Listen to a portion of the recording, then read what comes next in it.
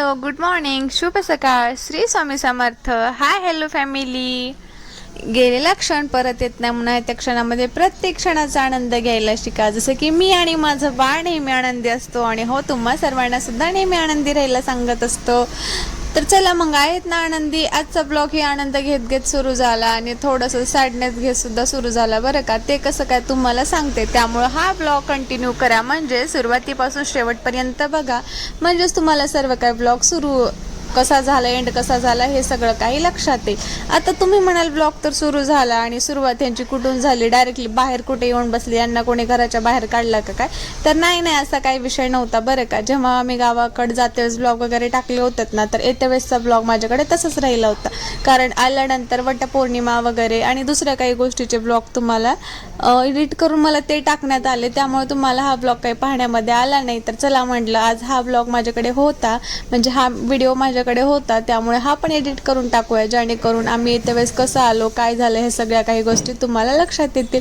चला मग आम्ही घरून निघालो आणि छान अशी इव्हनिंगचा चहा वगैरे झाला होता. इव्हनिंग पण म्हणता येणार नाही किंवा आफ्टरनून म्हणजे दुपारसुद्धा म्हणता येणार नाही किंवा मॉर्निंग पण म्हणता येणार नाही, अशा टायमिंगला आम्ही निघालेलो होतो. तर छान असा गरमागरम चहा घेतला आणि घरून निघालो. तर आता इथे कुठे बसलो असं तुम्ही म्हणेल, तर आता इकडे पेट्रोल टाकण्यासाठी आमची गाडी गेलेली होती, त्यामुळे इथे आम्ही गप्पा मारत बसलो होतो. ते कुठे कसं आता सांगते पुढं.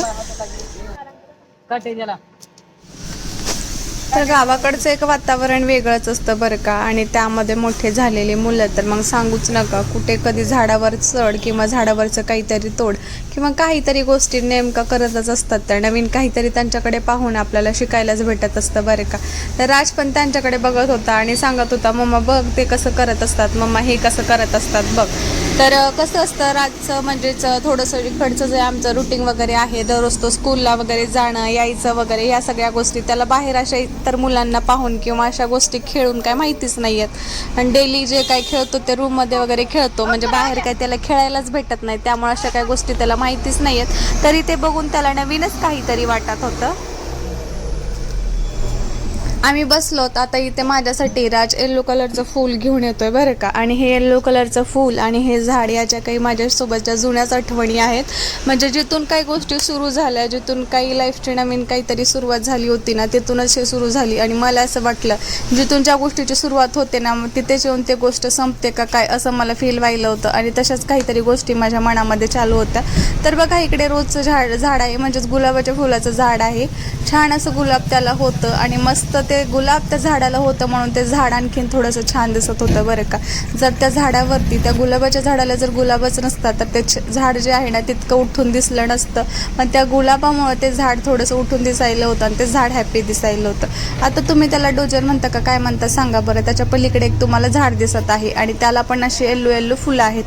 फर्स्ट टाईम जेव्हा मी व्हिडिओ शूट करायला सुरू केलं, जेव्हा मी सोशल मीडियावरती आली आणि जेव्हा मी फोटोज रील्स वगैरे किंवा व्हिडिओची जरा मला जास्त इच्छा झाली ना, सुरू केलं होतं ना, तेव्हा मी फर्स्ट टाईम त्या झाडापासून व्हिडिओ काढायला सुरू केलं होतं, रील्स बनवायला सुरू केलं होतं, व्हिडिओ काढायला सुरू केलं होतं आणि फोटोसुद्धा मी तिथूनच सुरू केल्या होत्या. आणि काही गोष्टीची सुरुवातसुद्धा माझी याच ठिकाणून झाली होती, त्यामुळे मला आनंद थोडासा जास्त वाटत होता. पण काही गोष्टीचं दुःख पण होतं. ज्या गोष्टीचं दुःख आहे त्या गोष्टी आपण म्हणतात ना, दुःख दुसऱ्यांसोबत शेअर नाही करावं, पण सुख दुसऱ्यांसोबत शेअर करावं, यातलेच काहीतरी मी आहे.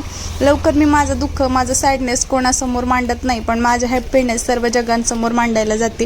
त्यामुळे नेहमी असं वाटत असतं की ही एवढी खुश दिसते, ही एवढी हॅपी दिसते, खरंच किती खुश आहे. पण माझंच नाही, मी इतर कोणाचंही सांगते की प्रत्येक हसणारा चेहरा हा आनंदी नसतो. प्रत्येक हसणाऱ्या चेहऱ्यामागे काहीतरी मोठं दुःख किंवा मोठे टेन्शन प्रॉब्लेम असतात, पण ते प्रत्येकासोबत शेअर नाही करू शकत आपण. रील्सवरून रिअल लाईफची आपण हे नाही लावू शकत, अंदाजा नाही लावू शकत की हा खरंच इतका हॅप्पी आहे का.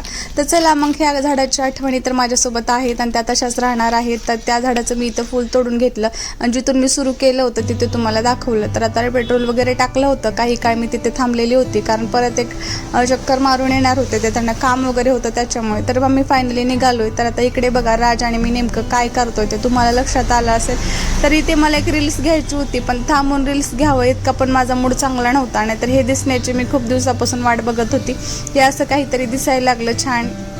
राज पण म्हणतो मम्मा चंद्र सूर्य वगैरे जेव्हा पाठीमागं दिसतो तेव्हा तू व्हिडिओज फोटो वगैरे घे. तर तसंच मला घ्यायचा होता. इकडे दिवस मावळायला आलेला होता, पण मावळत्या वेळेसच मावळत्याचा जो सॅडनेस आहे तो त्याच्यावरती दिसून येतो. म्हणजेच पुन्हा अंधार होऊन जातो ना, आणि तो उजेड काय परत येत नाही. तर चला मग रील्स वगैरे फोटो तिकडे जाऊ द्या म्हटलं, एक लॉंग व्हिडिओ म्हणजेच ब्लॉगच कंटिन्यू करूया. तर त्याच्यामुळे ब्लॉग कंटिन्यू केला आणि तुम्हाला दाखवलं. पण लोकेशन जे आहे ना खूप मस्त दिसायला होतं बरं का. आणि नेमकं असंच होतं, जेव्हा आपला मूड ऑफ वगैरे असतो तेव्हा जेवणाची वगैरे बिलकुल इच्छा होत नाही. पण नंतर कसं असतं, आपल्यासोबत जर आपलं बाळ असेल तर त्याच्या निमित्ताने आपल्याला कुठेतरी थांबावं लागतं. मग त्याच्या निमित्ताने तरी आपण 2 घास खातो. चला म्हटलं राज मम्मा मला भूक लागली. आणि प्रत्येक वेळेस जाते वेळेस आम्ही इथल्या हॉटेलला थांबतच असतो. प्रत्येक वेगवेगळ्या हॉटेलला थांबतो, पण यावेळेस आम्ही इथल्या हॉटेलला थांबलो होतो. तर राज बोलत होता मम्मा मला हे खायचं ते खायचं. मग त्याच्यासोबत मी पण माझ्यासाठी काय मागवलं बघा, आणि मी पण इथे जेवण वगैरे केलं.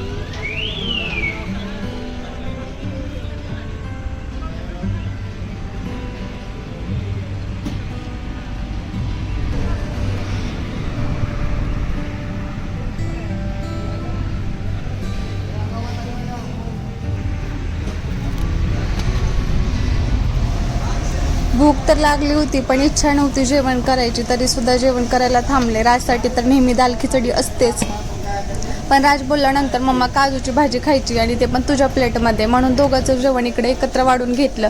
आणि जे काही राग वगैरे होता, माझी चिडचिड व्हायली होती, ते सगळं एक लिंबूची फोड घेतली आणि त्याच्यावरती सगळा राग काढला.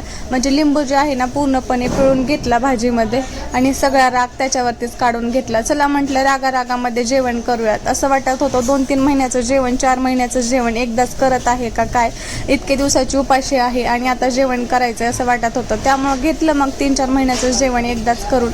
आणि फायनली इकडे राज खिचडी राजसाठी मागवली ना, ते जरा जास्त गरम होती, ते पण त्याला थंड करून द्यायची होती. त्याच्यामुळे इकडे त्याची दाल खिचडी थंड करते. ते झाल्यानंतर तो माझ्यासोबत जेवण करणार होता. व्लॉग इतका शूट केलेला होता कारण चार्जिंग पण जास्त मोबाईलमध्ये नव्हती, तरी तिकडे चार्जला मोबाईल लावला होता. एक मला इथं रील शूट करायची होती, ते केली, पण इतकी काय बरोबर आली नाही. तरी पण म्हटलं करायची तर करून घेऊयात. आणि मग इकडे थंड करून राजला पण दिलं आणि त्या अगोदर मी टेस्ट केलं कसं वाटलं. चला मग हा व्लॉग इथेच थांबूयात. कसं वाटलं कमेंटमध्ये नक्की सांगूयात. खूप छोटासा घेतला, पण काही महत्त्वपूर्ण गोष्टी यामध्ये सांगायच्या होत्या, त्या पण मी सांगून टाकल्या. Bye bye.